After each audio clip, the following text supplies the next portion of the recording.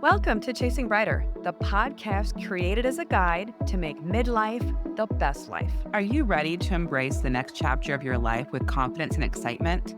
Join us each week as we bring you inspiring stories, expert interviews, and actionable tips to help you navigate the challenges and opportunities of midlife. Are you ready to chase brighter days ahead?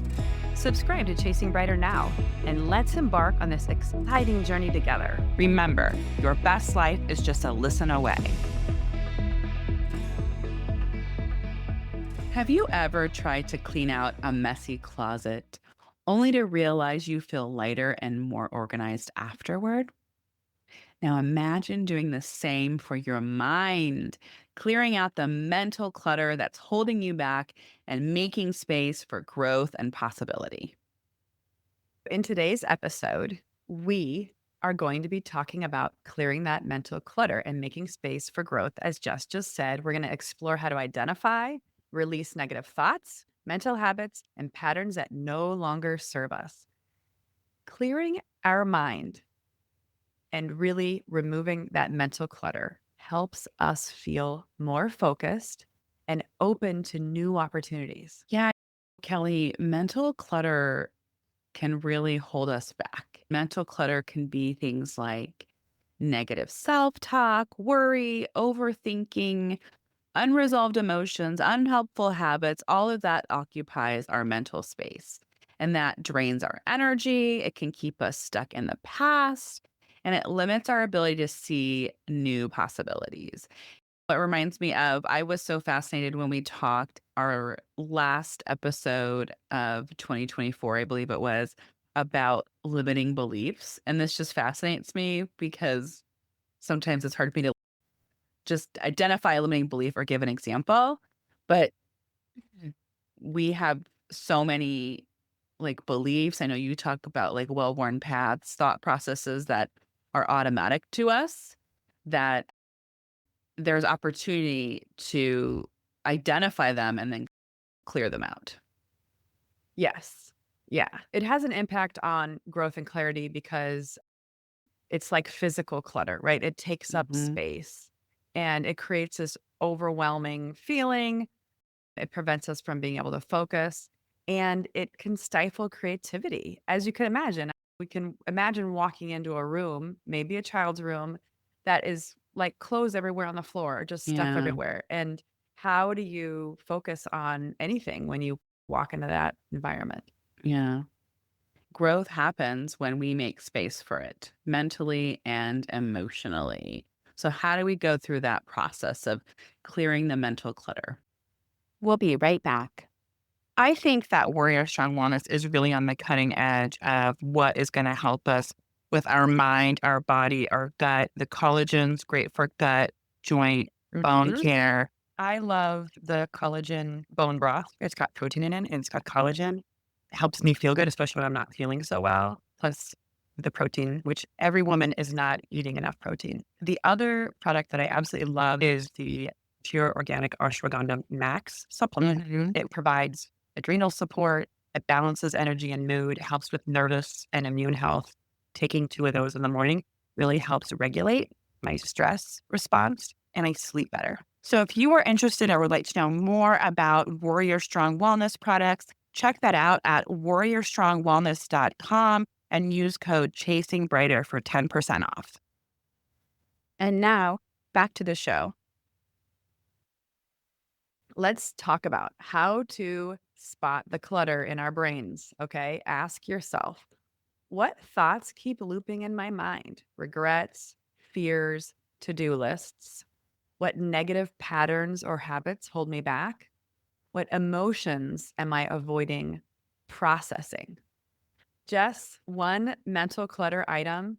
And I know we're in January at this point that I still have that I need to process is I never sent out Christmas cards.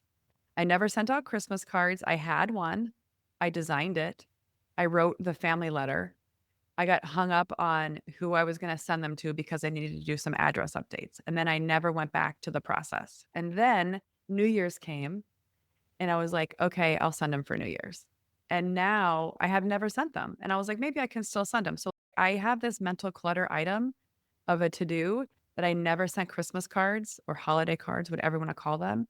Part of me is I should just send them anyway. Part of me is it's too late, who cares, nobody cares. So, I think that's my example I wanna use in these tools that we're gonna be telling our listeners about, by the way. When I hear those questions, to-do lists clutter my mind Yeah. because I tell myself a story that I can't relax if there are things to do. So that's also my negative pattern, that until all the things are done, Jessica cannot relax.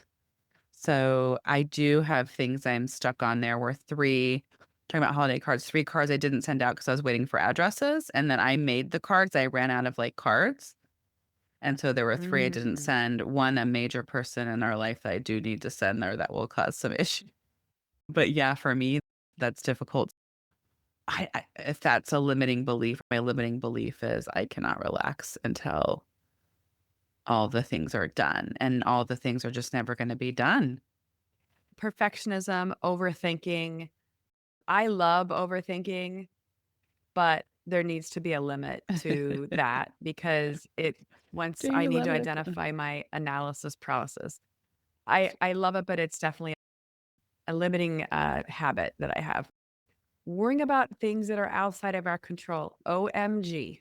Story of my life with raising kids or whatever. There's so many things I worry about that are really beyond my control, and this is a lot of where we're gonna be talking about some tools about how we can help work through some of these. Yeah, yeah, And then the final one is holding on to past mistakes and shame and unresolved emotions. Like, how can you move on from those things and stop having them hang out in your mind? yeah. We have 3 different tips, and we're gonna break them down. And the first one is journaling for mental clarity. Journaling externalizes our thoughts, right? It offers perspective and helps us process emotion. Sometimes in my field, we call it brain dumping. So it's don't overthink having this perfect Dear Diary moment, but just like brain dump everything that's swirling in your brain, because then you can sit back and look at it and give yourself perspective. So give yourself for brain dumping 5 to 10 minutes, don't filter it. And then you can go back and ask yourself reflective prompts. What thought patterns are keeping me stuck? What do I need to let go of to move forward? What new possibilities excite me? I definitely need to let go of some things. So I think for me, maybe writing it over and over, I'll just get bored with it. I think that could be helpful. We talk so much about gratitude journaling as well. So that can help you because that shifts our focus from mental clutter to abundance. So we can also just shift our focus from the mental clutter sometimes of while we're still processing through it. Our tip 2, practicing mindfulness. I love this one. I think this is how I need to process through me not sending my cards out. Although maybe I will send them. I don't know. I'm still like on the fence because part of it sometimes I think is really about this whole thought of practicing mindfulness to quiet the noise. Part of our mental noise is just even sitting with it to understand what is it? What is all the things that are weighing on me? Because I think sometimes without having that sort of sit and stillness, we can't notice those thoughts. Mindfulness helps notice thoughts without judgment. It helps quiet overthinking and creates mental space. So, Yeah. here are some strategies on mindfulness.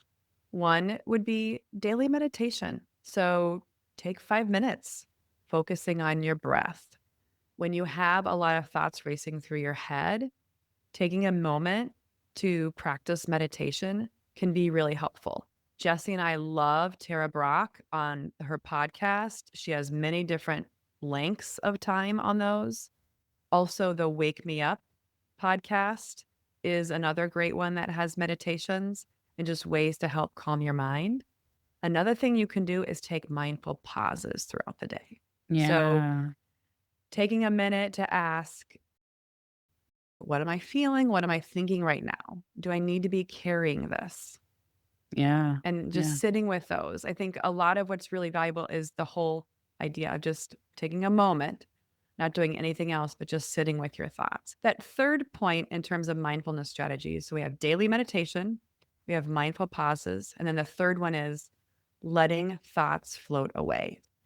Think about your mind as even just clouds in the sky with thoughts in them, and maybe the clouds are titled and you're visualizing them and you're letting the clouds of various thoughts just float across the sky and float away to help clear your mind. Yeah. We use that a lot. I know I've said before that I went through a mindfulness training, and that's something that we talk about in my practice of letting the thoughts kind of float away. And like you were saying, daily meditation could just be focusing on your breath.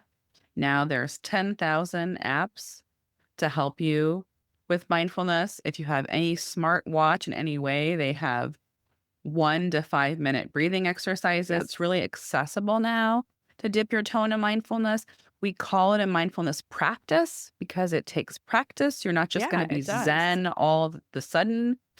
But if that's something you can commit to, if you really feel overwhelmed or held back by mental clutter, I think that's a strategy that can really help. And our third tip is identifying and releasing the limiting beliefs. Okay. Like we've been talking about. What are limiting beliefs? Examples, think I'm too old. A lot of people have told me, people our age, that are like, I'm too old to try something new physically, or I'm too old to weight lift, or whatever. I can't change. I don't deserve success. And those thoughts block growth. And so, first, we want to sit with the limiting beliefs because I don't think they're always so obvious. Because I think Yeah. so, Agree. maybe Kelly, when you said, I love overthinking, right? It is a limiting Is it belief. right? So is it like I have to analyze? Maybe the limiting belief is I have to analyze things before jumping in. And then maybe that stops you from doing things, right? Yes.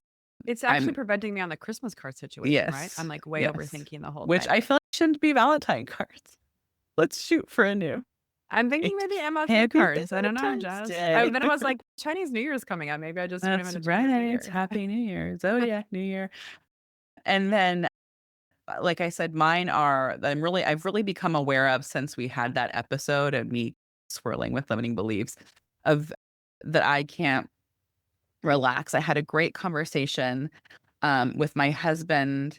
I don't know how we got into this, but he was like, I can settle. He was like, I can settle and just be happy and be good. He was like, but you always have wanted. I'm paraphrasing. It was a very supportive, loving conversation if it doesn't come out that way. He was like, you always want more, do more, make more, you know what I mean? I'm so about growing. You know what I mean? I'm not just Yeah. going to settle. It's this office. I want this office and I want this and I want this and I want to do this. And it's like with the podcast, we want to grow. And with myself, I want to learn, I want to read, and I want more. Okay, how can I make sure that because I have a tendency to feel unsettled, just to make sure that's not mixing with perfectionism, if that makes sense. So you've identified the limiting beliefs. We've each talked about a few of ours. So then you're like, what stories am I telling myself that to hold me back? And challenge it. Is this thought absolutely true? What evidence suggests otherwise? Reframe it. Replace the limiting thought with a growth oriented one. Giving you an example, if you say, I can't do this, you can reframe it by saying, I'm capable of figuring this out step by step. If I reframe my belief, my limiting belief of I can't relax till everything is done, there are always going to be things to do. You deserve rest and recovery just like everyone else does. We gave you guys some tools. Let's talk about what we talked about. which was really finding ways that we can clear our mental clutter. It'll bring us more focus, more creativity. We love creativity at Yes, Chasing we Brighter do. and energy to pursue new opportunities, especially as we start out this new year of 2025. And also bring clarity to what really matters most to you. So that's part of, I think, our challenge too, Jess. And I think that's why a lot of Yeah. us have mental clutter is we want to do everything. And so part Mhm. of the challenges is really sitting with what is really most important and push everything off, right? Things need to go away. You can't do everything. So Yeah. those things are holding us back. Tools like journaling, meditating, mindfulness practice, releasing those limiting beliefs like just talked about will help create that space for clarity and growth. You don't have to carry it all. When you let go of what no longer serves you, you create room for what's truly possible. That is amazing. Our call to action to all of you is to share your reflections and progress on social media on Instagram. I'm going to be sharing mine as I deal with my saga of will I or won't I send cards. Thanks for listening today. Don't forget to subscribe so you can hear our latest episodes as soon as they drop. If you loved today's episode, share with a friend. Come visit us on Instagram or Facebook. Make sure to give us a follow. We have lots of giveaways.